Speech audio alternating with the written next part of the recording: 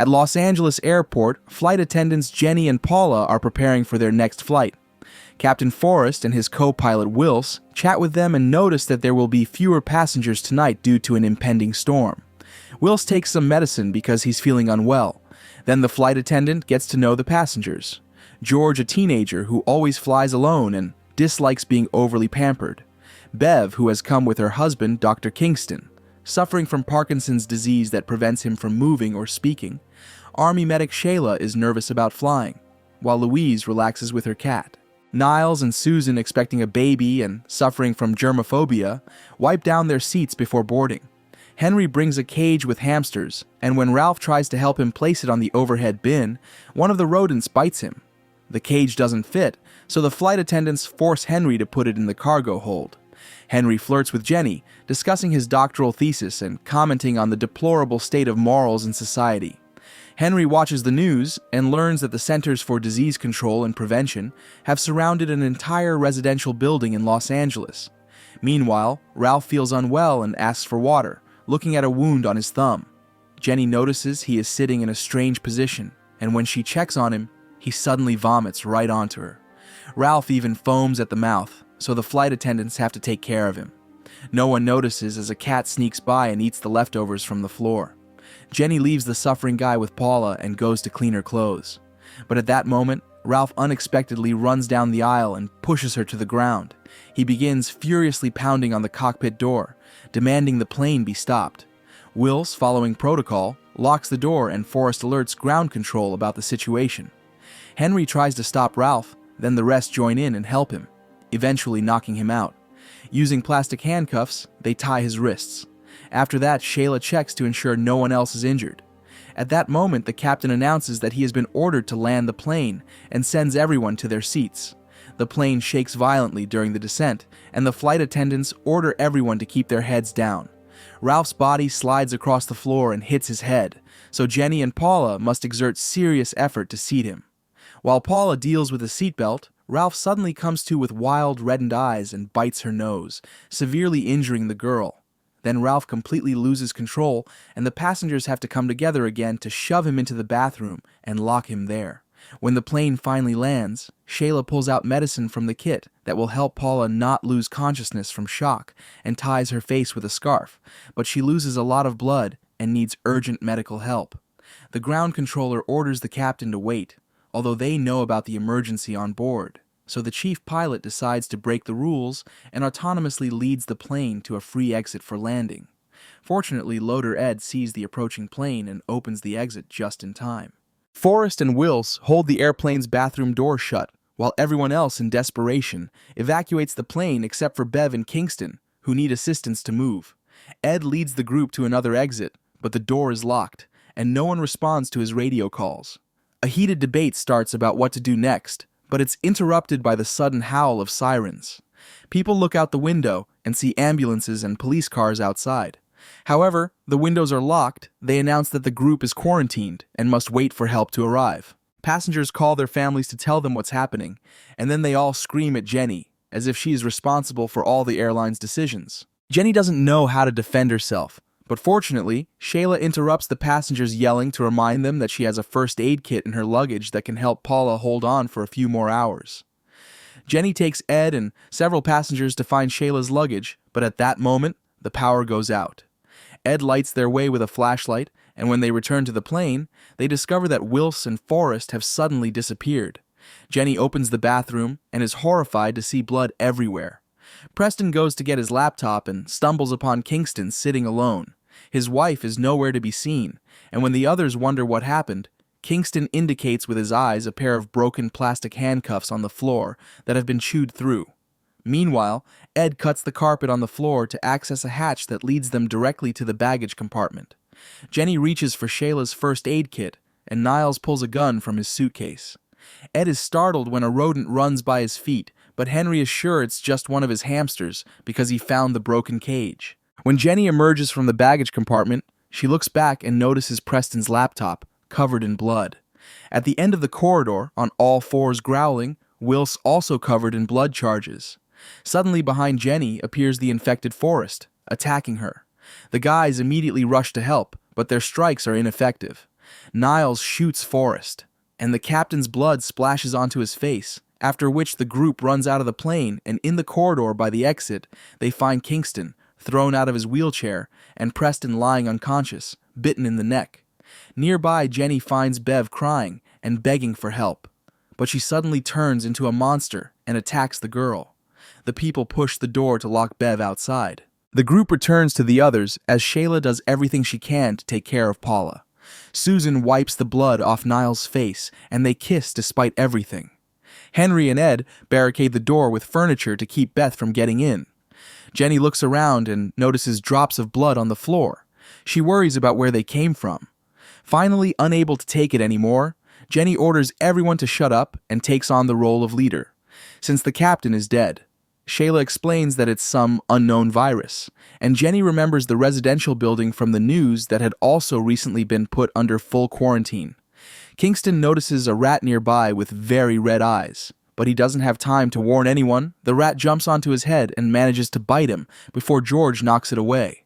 While the group captures the rat using a bucket, Shayla tends to Kingston's wound.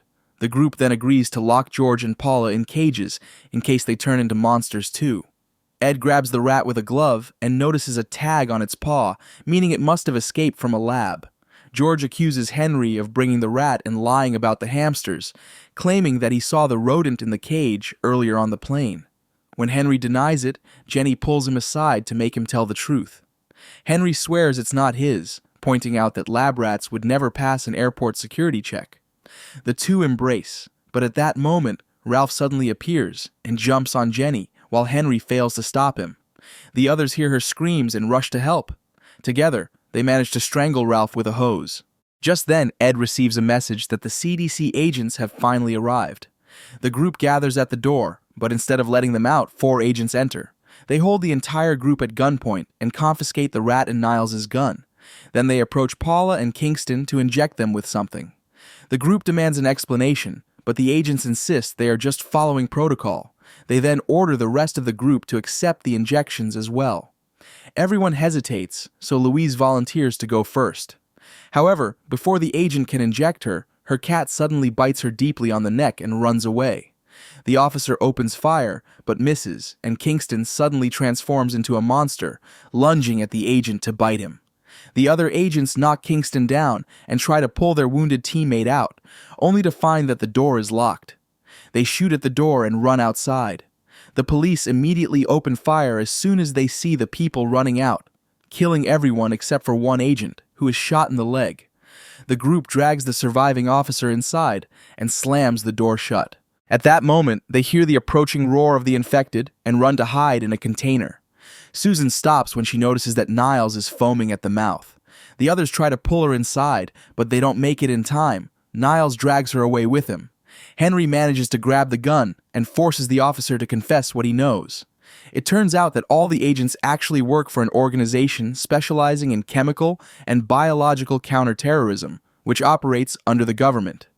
A few hours ago, one of their units went into the residential building in Los Angeles from the news, but no one ever came out. In the attic of the building, the agents discovered a laboratory set up by a dangerous cult. The government had been trying to develop a cure using the blood of survivors who had been exposed to the virus, but instead, it only made the virus even more aggressive. After that, human trials were halted. Learning from the passengers that the rats are carriers of the disease, the officer takes the gun from Henry and shoots himself. Nikki has a nervous breakdown from the sight, while Ed remembers that they can escape through a drainage tunnel if they can find a way in. Suddenly, Wills appears through an opening in the roof of the container and grabs Ed by the arm. Henry tries to shoot him, but the gun is out of bullets. Ed tells George to press the button that lifts the container, crushing Wills against a beam and killing him. After that, the group leaves the container, and Ed leads them across the area, while Jenny notices that Henry has disappeared. Nikki walks at the back of the group when something suddenly grabs her and drags her into the darkness, prompting the others to rush up the stairs to escape the dangerous zone. Jenny stumbles and comes face to face with Paula, who has also turned into a zombie.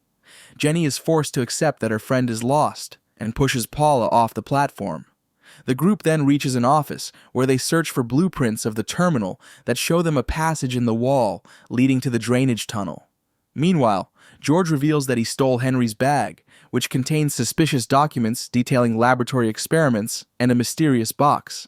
At that moment, the mutated Susan and Niles find the survivors and try to attack them, but Henry returns just in time and shoots them both.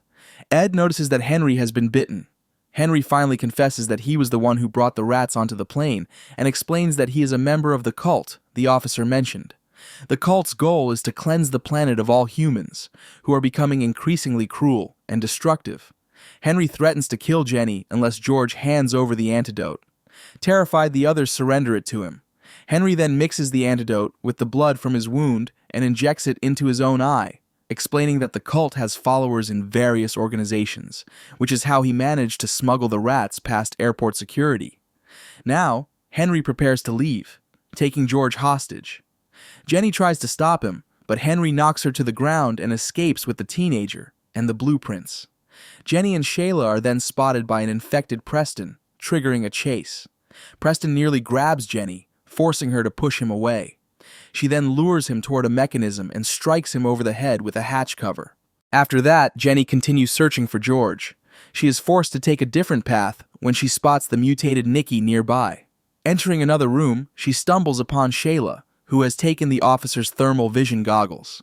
Shayla puts them on Jenny and confesses that she has been bitten, asking Jenny to go after George to buy some time.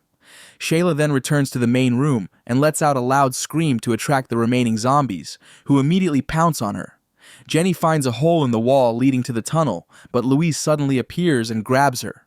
Jenny knocks Louise to the ground, then follows a narrow passage and notices drops of blood on the ground, thanks to the thermal vision. She gets scared when she spots some creatures, but realizes they are just regular mice, not the lab rats. Jenny then finds the blueprints and Henry's shirt near a staircase leading to the drainage tunnel. She looks down and sees George, who explains that the antidote didn't work, and that Henry has also turned into a monster. Ignoring George's warning, Jenny climbs down and notices blood dripping onto her thermal vision goggles. Suddenly, Henry appears and attacks her, knocking the goggles aside. While Jenny struggles to hold off her opponent, George puts on the goggles, grabs a gun, and knocks Henry to the ground. Once free, Jenny retrieves the thermal goggles and finishes Henry off with a wrench, delivering a fatal blow to his head. At that moment, massive flames burst from the hatch, meaning the police outside have set fire to the terminal. Unfortunately, the exit is blocked, but Jenny finds a baggage tunnel and pulls open the cover. George is too scared to climb down, so Jenny hands him the thermal goggles and lets him go first. Hearing explosions outside, the two move as quickly as possible. However, Jenny soon begins to feel weak and realizes that she, too, is infected. George turns back and sees her vomiting, but refuses to leave without her. Jenny agrees to keep following him for his sake alone. Eventually, they find an exit, but it is blocked by a metal grate. George nearly manages to squeeze through, but at that moment, a fully mutated Jenny attacks him. Fortunately, in her monstrous form, she cannot fit through the narrow bars, and George manages to slip out, leaving his jacket behind. He runs away from the airport, unaware that Louise's infected cat has also crawled out of the tunnel and is now heading straight for the city. That's the end of the movie. If you enjoyed this video, don't forget to like and subscribe. Thanks for watching.